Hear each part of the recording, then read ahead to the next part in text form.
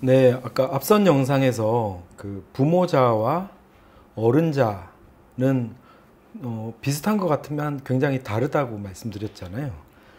근데 우리 대부분은 아까 부모자의 실은 데이터를 가지고 데이터 처리 방식을 가지고 살아가는 경우가 많거든요.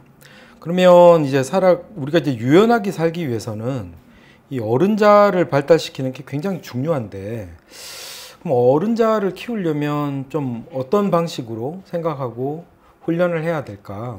그 관점에서 좀 말씀을 드리고자 합니다.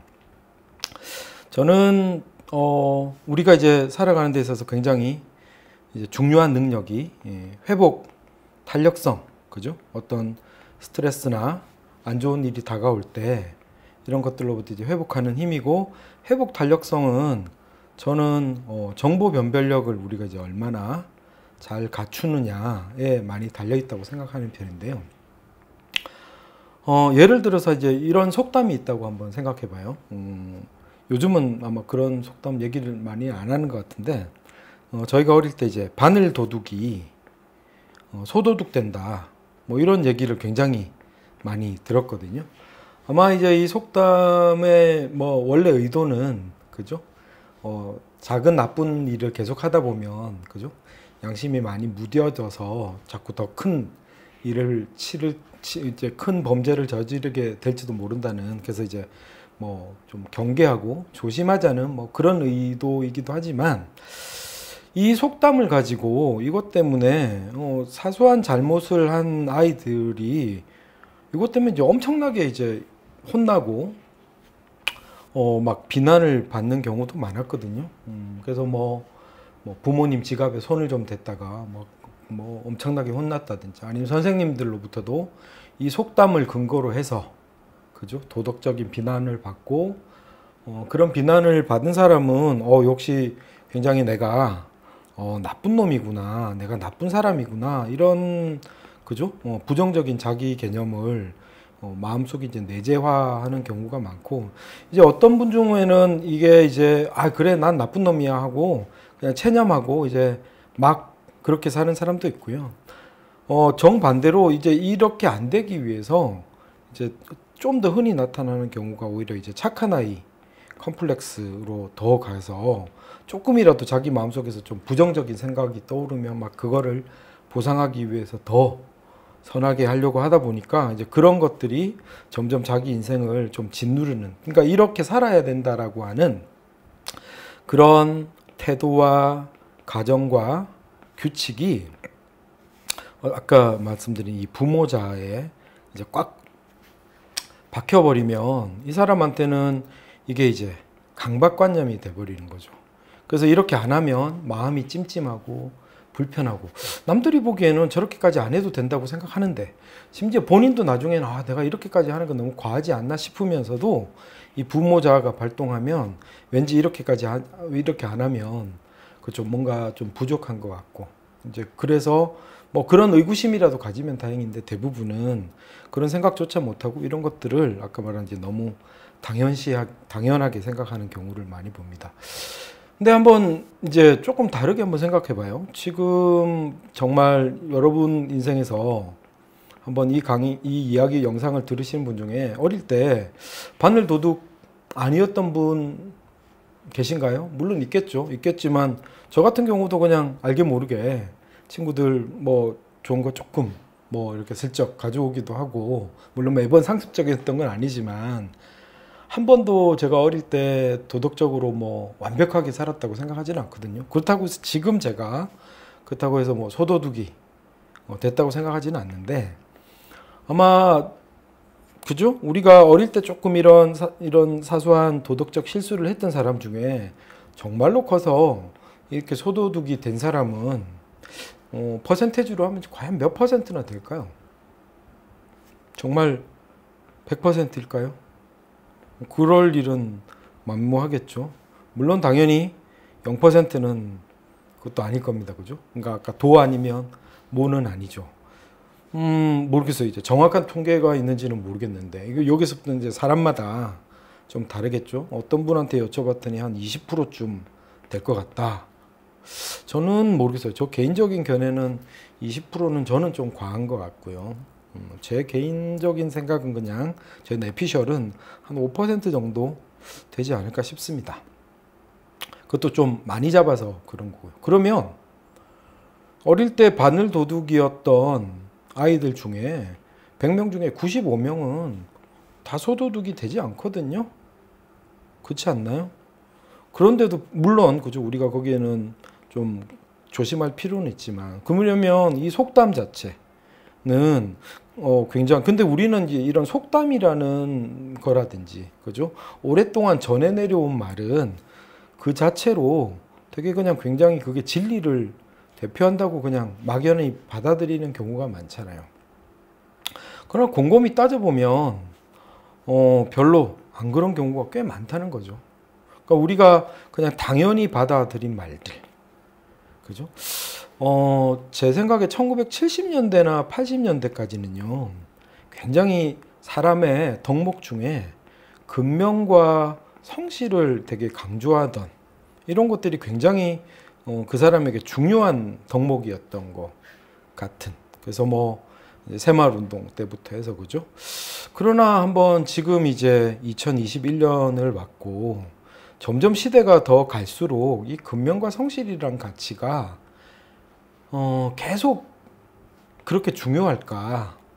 왜냐하면 조금 매번 그렇게 물론 이제 이분법적으로 나눌 수는 없지만 근면하다라는 건 그죠? 근면하다라는 건 아니면 어떤 주어진 매뉴얼을 딱 이렇게 주어진 대로 이렇게 충실히 따르는 사람은 그 사람은 어때요? 이 좀 창의성이라는 영역과 어쩌면 조금은 반대 관계에 있겠죠.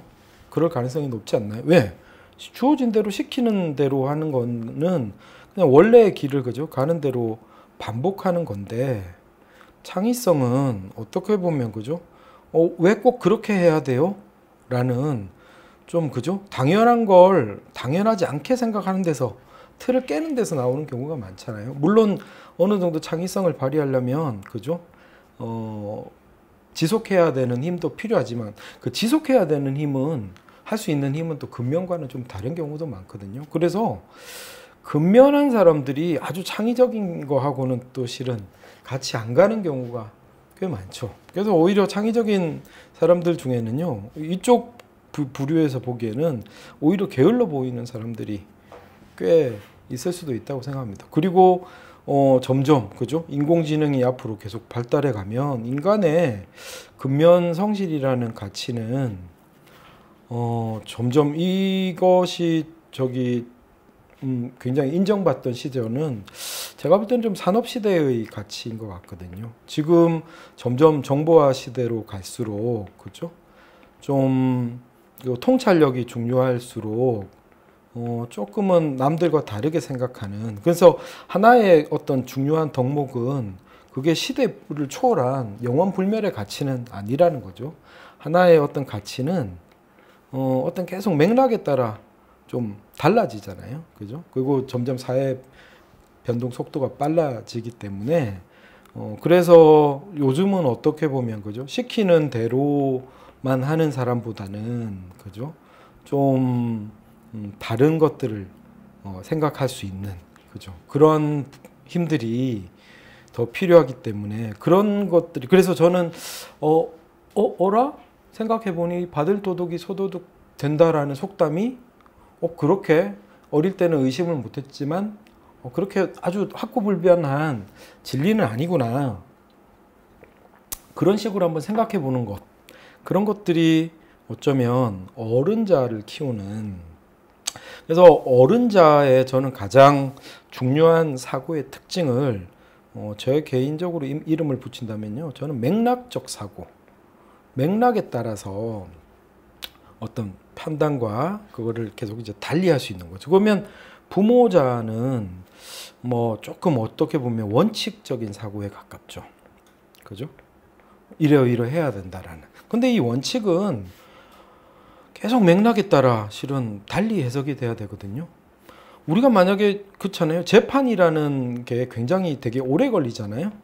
근데 맥락을 따지지 않으면 실은 재판은 되게 금방 끝날 수밖에 없어요. 그렇잖아요. 어떤 누가 절도를 했다. 절도 사건이 있었다 그러면 그냥 거기에 맞춰서 그냥 법조문에 맞춰서 기계적으로 판단할 거면 그렇게 오래 걸리지 않죠. 그렇지만 이 절도라는 상황이 일어난 맥락이 또 다르고, 그렇죠? 거기서 나타난 증거도 검사가 보는 시각과 또 변호사가 보는 시각이 다르고, 그죠? 실제로 또 설사 그 절도가 일어났다고 해도, 또는 아니 뭐 극단적으로 살인이 일어났다고 해도, 그죠? 살인이 일어난 뭐 동기, 실은 그게 실은 뭐 정당방위였냐, 아니면 철저하게, 그죠? 계획된 거냐, 아니면 우발적인 거냐, 이거에 따라서도 같은 행위의 결과라고 해도, 그죠? 또 이 맥락에 따라서 판결이 또 다 달라지잖아요. 그런 의미에서 우리가 실은 이제 부모자의, 이 부모자는 교류 분석에서는 거의 한 5살부터 시작된다고 얘기를 하거든요. 이 5살이면 우리가 뭐 의식적으로 정보를 취사 선택할 수 있는 나이가 아니잖아요. 그죠? 그때 그냥 언어적이든 비언어적이든 그냥 거의 심어진다고 봅니다. 그래서 저는 비유하자면 그냥 공장에서 컴퓨터나 스마트폰 만들어질 때 그냥 탑재돼 버린 거의 프로그램 같은 거라고 생각됩니다. 그리고는 우리가 이제 살아가면서, 그죠? 뭐 어떤 영역에서는 아까 말씀드린 대로 어른자를 만들지만 우리 대부분은 학교 다닐 때도 정보를 그냥 주어진 대로 받아들이지 이 정보를 변별한다는, 왜냐하면 정보를 변별하는 것들을 별로 그렇게 이 능력을 별로 이렇게 중요하게 입시에서 보지 않거든요. 그냥 주어진 정보를 얼마나 잘 받아들이고 실수 없이, 그죠? 잘 뽑아낼 수 있느냐를 가지고 그걸 이제 공부 잘한다라는 식으로만 평가를 해왔기 때문에 막상 사회에 나가서 어떤 정보가 딱 주어졌을 때, 그죠? 이것이 얼마나 타당한지, 얼마나 믿을 만한 얘기인지 이런 것들을 실은 구분할 수 있는 훈련을 저는 거의 받지 않는 채 우리가 나이만 어른이 된 것 같다는 생각을 많이 합니다. 그래서 어른 자아를 키우려면 실은 처음엔 좀 되게 피곤할 수 있어요. 왜냐하면 거의 모든 걸 다시 생각해 봐야 되거든요. 의심해 봐야 되고. 그래서 제가 생각해 보니까 지금도 어느 정도 유효한 속담은 발 없는 말이 천리 간다. 이건 여전히 지금 시대에도 맞는 것 같아요. 오히려 SNS나 통신 기술이 발달하면서 옛날보다 더 쉬워졌죠. 그러나 바늘 도둑이 소도둑 된다. 이 얘기는 엄밀하게 말해서 좀 너무, 그죠? 일부 현상을 좀 과장한 속담이 아닌가. 좀 정확하게 말하면 일부의 어떤 바늘 도둑이 소도둑이 될 수도 있다. 그래서 그런 애들이 소도둑이 안 되도록 어떻게 아이들을 잘 또 교육해야 될지 그렇게 고민을 해봐야 되는 거지, 뭉뚱거려서 그렇게 말하는 건 이제, 그죠? 옳지 않죠. 그러나 그 속담이 실은 옛날 어른들 머릿속에는 꽉 박혀가지고, 그죠? 아까 아이들을 양육하거나 혼낼 때 그걸 근거로 막 이제 삼는 분들이 꽤 많았던 거죠. 뭐 하나의 예시지만, 그죠? 그래서 이 어른자를 만들어 갈 때는 상당히, 그리고 어른자를 이제 들먹이기 시작하면요, 부모자가 강한 사람들은 왜 그렇게 피곤하게 왜 이렇게 따지고 드냐고도 얘기하는 경우도 있어요. 그죠? 왜냐하면 부모자가 물론 때로는 필요해요. 모든 걸 다시 생각할 수는 없기 때문에 뭐 그렇지만 우리가 항상 그 운영 체제도 계속 업데이트를 하잖아요. 그죠? 근데 우리가 만들어진, 그죠? 우리 마음속에 아까 예전에 말씀드린 이 스키마란 틀도 제 생각에는 최소 10살에서 12살 이전에 거의 기본적인 틀은 갖추어지거든요. 그 뒤로는 업데이트 없이 거의 나이가 들수록 점점점 굳어지고, 이 스키마도 제가 볼 때는 이 부모자에 저장되는 경우가 상당히 많기 때문에 이 부모자에 저장된, 그죠? 기본 버전 1.0의 스키마를 2.0, 2.5 뭐 이렇게 계속 업데이트해 나가려면 어른자가 강력해져야 되고, 이 어른자는 정보에 대해서, 그죠? 또 계속 분별해 봐야 됩니다. 그래서 향후에 시리즈로 제가 이 정보 변별력에 대해서, 그리고 이제 그러기 위해서 하나 꼭 필요한 게 논리적인 오류를 발견할 수 있는 연습이 좀 필요하거든요. 근데 이제 우리는 어떤 오류를 범하는지, 그래서 이 오류에 대한 종류와 약간의 이름을 알고 있으면 훨씬 더 정보를 걸러내기가 쉬워집니다. 그래서 그거는 차차 또 말씀드리기로 하고, 오늘 저기 영상에서는 우리가 부모자가 아닌 어른자를 키우기 위해서는 이때까지 우리가 그냥 당연하다고 생각했던 것들을 좀 재검토해 봐야 된다.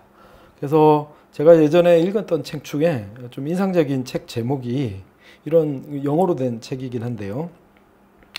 Rethinking Everything 이라고, 우리말로 번역하면 모든 것을 다시 생각하기 입니다. 이게 이제 어떻게 보면 우리가 어른자를 키우는 모든 것을 다시 생각해야 되니까 얼마나 그죠? 피곤하겠어요. 그러나 제가 볼 때는 이 작업이 어느 정도 되면요, 하나의 좀 또 큰 원리가 깃들 때기 때문에